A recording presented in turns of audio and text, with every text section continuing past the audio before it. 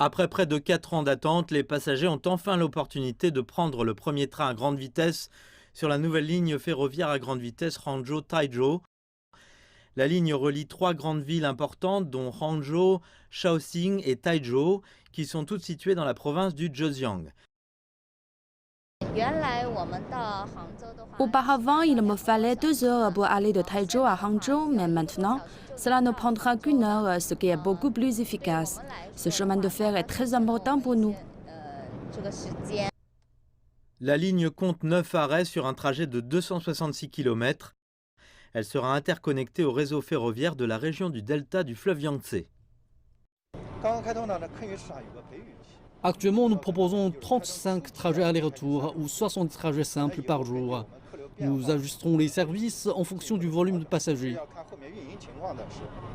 Cette nouvelle ligne ferroviaire devrait stimuler le tourisme et la croissance économique de la région. Et certains experts estiment qu'il s'agit d'un précédent majeur pour les investissements ferroviaires et la réforme du financement en Chine.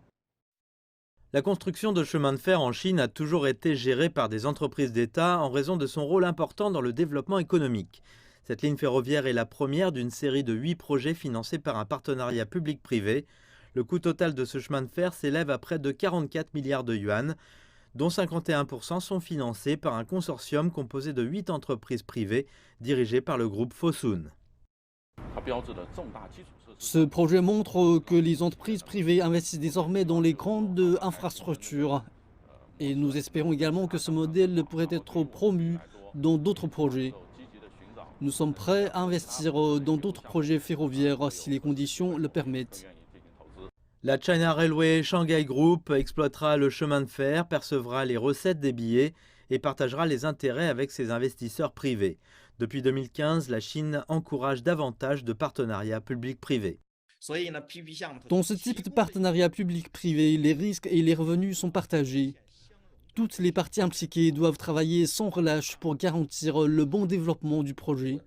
Selon le Dr Cao Fuguo, la Chine est devenue l'un des plus grands marchés en matière de projets de partenariat public-privé.